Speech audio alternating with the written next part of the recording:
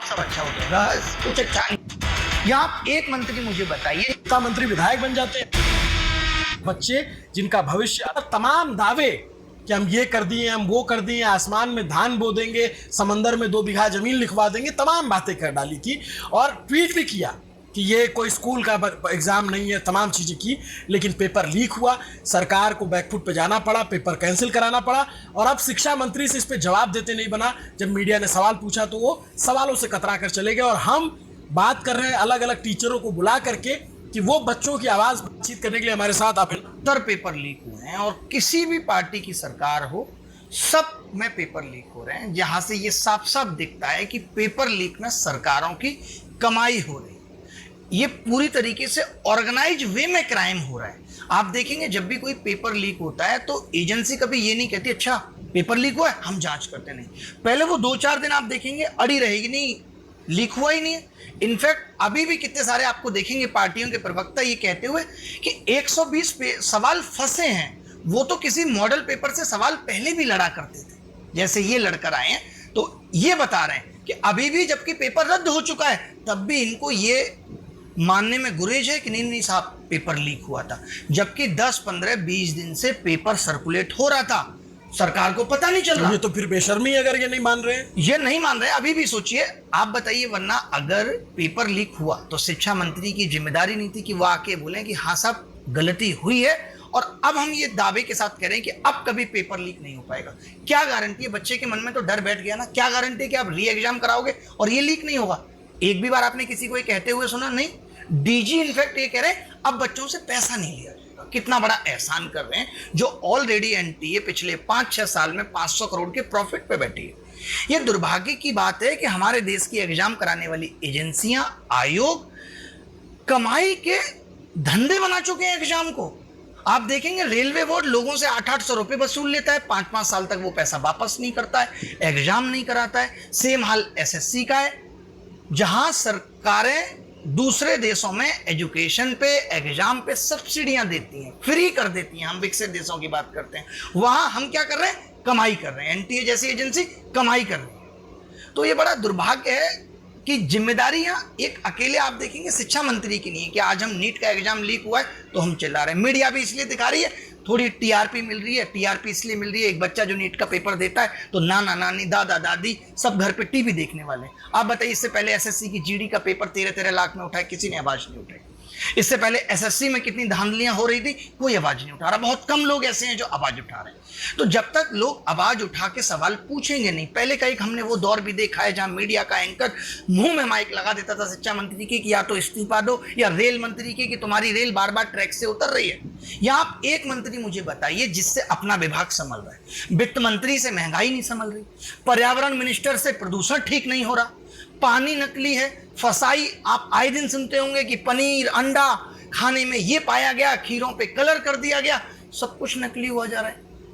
तो अब ये सब चीजें देख के मुझे भी बहुत सरप्राइज नहीं होता कि शिक्षा मंत्री ठीक काम कर रहा है। शिक्षा मंत्री क्यों ठीक काम करेगा? लोग कह रहे हैं शिक्षा मंत्री ने बोला नहीं। साहब आपने देखा होगा कैमरा लेके क्या बोलता? शिक्षा मंत्री के पास बोलने के लिए कुछ है? शिक्षा मंत्री के पास बोलने के लिए इतना बोलना था, प्रधानमंत्री जी के नेतृत्व में इस बार एनटी ये पेपर बेचने में सफल रही है, बस इससे ज्यादा कुछ नहीं था। प्रधानमंत्री जी का नेतृत्व है। अब प्रधानमंत्री जी का नेतृत्व कोई नहीं बता रहा है कि पेपर लीक हो गया। प्रधानमंत्री जी को 12th क्लास के बच्चों की इतनी चिंता है कि वो परीक्षा पे चर्चा करते हैं। अभी नीट का पेपर लीक हो गया, 17-18 साल का बच्चा है जो ये सोच रहा है कि इस देश की सेवा करेगा डॉक्टर बनके। उसके दिमाग पे क्या गुजर रही है? प्रधानमंत्री जी का एक ट्वीट भी आया, शिक्षा मंत्री ने अपनी गलती मानी कि ये हमारे लिए दुर्भाग्य है, बल्कि आप ऊपर से चोरी और सीना जोड़ी। आपकी शादी हुई है, पत्नी के साथ आपने प्रताड़ना की, वो बेचारी गुजर गई, आप कह रहे हैं कोई बात नहीं, आप दहेज का सामान ले लीजिए वापस, इससे भरपाई हो जाएगी, आप इसकी क्षतिपूर्ति कर सकते हैं कि आपने दोबारा एग्जाम करा लिया, वो भी किसके? लोगों के पैसे से, जो आप पिछले 4-5 साल में कमा रहे थे, उसको आप अच्छी टेक्नोलॉजी पे, अच्छे तरीके से एग्जाम करने पे लगा देते। बहुत सारे लोगों की एक गलतफहमी अभिनव मैं यहाँ और दूर करूंगा। लोगों को लग रहा है कि ये पेपर ऑनलाइन नहीं है, ऑनलाइन हो जाएगा तो लीक खत्म। मैं आपको बता दूं, मैक्सिमम जो बड़ी धांधलेबाजियां हो रही हैं वो ऑनलाइन एग्जाम्स में हो रही हैं। वहां पे पर्सनलाइज नकल होती है। ऑफलाइन में क्या है कि बाबूजी को हमने पेपर बेचा 5 लाख में, इन्होंने कहा 5 लाख कैसे बचेगा, इन्होंने 2 लड़कों को 2.5 में बेच दिया। अब इस 2.5 वाले ने क्या किया, 4 लड़कों को सवा लाख में बेच के कमा भी लिया। आपने सुना भी होगा कि नेट का पेपर जो 50 लाख 40 लाख 25 लाख से शुरू हुआ था 6000 तक पहुंच गए। वो ऐसे ही है, क्योंकि ऑफलाइन पेपर में ये चीज़ खुल जाती है आसानी से, लीक पता चल जाता है और कैंसिल करना पड़ता है पेपर। लेकिन ऑनलाइन में आपको पता नहीं चलेगा। आप एग्जाम के अंदर डमी रूप में बैठे, आपका सिस्टम का आईडी पासवर्ड मुझे दे दिया जाएगा, घर पे मैं हैक कर लूंगा, 4-5 लोग मिलकर वहाँ पेपर सॉल्व कर लेंगे। हम बात एआई की कर रहे हैं, हम बात विश्वगुरु बनने की कर रहे हैं, हम बात 2047 में विकसित भारत की कर रहे हैं। ना तो हम कोई ऑफलाइन एग्जाम ठीक से करा पा रहे हैं, ना हम ऑनलाइन एग्जाम ठीक से करा पा रहे हैं। हम ठीक से एक चीज करा पा रहे हैं जो भी इनको लगता है करा पा रहे हैं, वो है चुनाव।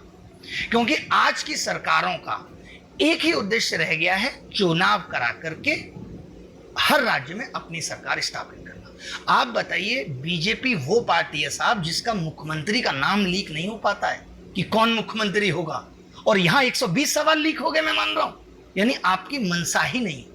2024 में जब लीक पे आवाज उठी थी, सुप्रीम कोर्ट तक लोग गए थे, उसमें एक संजीव मुखिया थे या था जो सीबीआई जांच में जिसको मेन सरगना या मास्टरमाइंड माना था। सीबीआई ने 3 महीने में चार्जशीट फाइल नहीं की, आज खुला घूम रहा है अगला। आप इंटरनेट पे फोटो डालेंगे तो नेता और मंत्रियों के साथ भी मिल जाएगी उसकी फोटो। आप बताइए, तो जब सीबीआई चार्जशीट नहीं फाइल करेगी, आज कुछ लोग खुश हो सकते हैं सीबीआई जांच हो रही है, अब सब अच्छा हो जाएगा। कुछ अच्छा नहीं होगा। ये सीबीआई जांच अभी आपके मन को शांत करने के लिए, आपके गुस्सा को कम करने के लिए है। इसका निष्कर्ष कुछ नहीं निकलेगा, देख लीजिएगा। यही तो हो रहा है इतने सालों से। बहुत दुख लगता है कि हम एग्जाम हम ठीक से नहीं करा पा रहे। शिक्षा मंत्री के काम क्या है? न्यू एजुकेशन पॉलिसी आई, कभी साहब उस पर बोलो कि कब लागू करोगे, कोई मतलब नहीं। एजुकेशन में कोई अपग्रेडेशन नहीं हो रहा, कोई स्किल नहीं है, कोई इनोवेशन नहीं है। फिर आप ग्रेजुएशन के बाद कहते हैं साहब आपके पास स्किल क्या है। आज आपको भी लोग कहते हुए मिल जाते होंगे, अरे भारत में डिग्री कौन पूछ रहा है, हमारे यहाँ डिग्री नहीं पूछी जाती। क्या ये देश की सरकार और लोगों के लिए दुर्भाग्य की बात नहीं है कि हमारे यहाँ डिग्री की वैल्यू नहीं है? इसका मतलब है कि जो स्किल आपको मुझे सिखाने थे आपने वो नहीं सिखाए, बस मुझे एक डिग्री बना के दी। आज बीए एमए करने के बाद लोगों को रिसेप्शनिस्ट की नौकरी नहीं मिल रही है। हमारे शिक्षा मंत्री साहब एमए हैं एंथ्रोपोलॉजी से, शिक्षा मंत्री बने बैठे हैं। क्या समझे उनको नीट के? लोग कहेंगे आप पर्सनल कमेंट कर रहे हैं। हम भी जब नौकरी मांगने जाते हैं आप पूछते हैं आपकी डिग्री क्या है, आपके परसेंटेज क्या है, तो इसीलिए बनता भी है। नेतृत्व का मतलब ये नहीं होता कि मोदी जी का नेतृत्व बहुत स्ट्रांग है तो आपने सही विभाग सही लोगों के हाथ में क्यों नहीं दिया। आपने एक वीडियो देखा है वायरल, जिसमें बिहार का शिक्षा मंत्री एक झाड़ फूंक वाले के पास तंत्र घंट करवा रहा है। देखा आपने वीडियो? भाई साहब बड़ा इंटरेस्टिंग है। शिक्षा मंत्री की हालत है, बिहार का स्वास्थ्य मंत्रालय उसको दे दिया कि जिसका खुद का स्वास्थ्य ठीक नहीं है। तो देश कैसे तरक्की करेगा, बिहार कैसे तरक्की करेगा? आप अगर ठीक जगह पे ठीक लोगों को नहीं बिठाएंगे।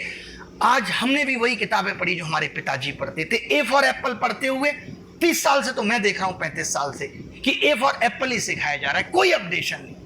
बच्चे क्या करें? आज का बच्चा ठीक है, माएँ भी मोबाइल दे देती हैं, देखता रहे भाई मोबाइल। ऑटिज्म के शिकार हो रहे हैं बच्चे, 18-19 साल के बच्चे आत्महत्याएं कर रहे हैं, सही टाइम पे सही कॉलेज नहीं मिल रहा। आज लोग बेरोजगारी की बात करते हैं, कोचिंग सेंटर्स पे भी उंगली उठाते हैं कि कोचिंग वाले सबका सिलेक्शन क्यों नहीं करा रहे।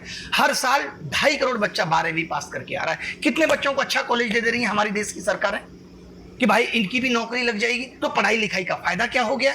और हो भी कैसे? प्रधानमंत्री जी तो कहते हैं जो रील्स पे रील बन रही हैं, कब तक बनेंगी? अगर हर आदमी रील बनाएगा तो देखेगा कौन? आप कह देते हो समोसे का ठेला खोल लो, देखिए उसने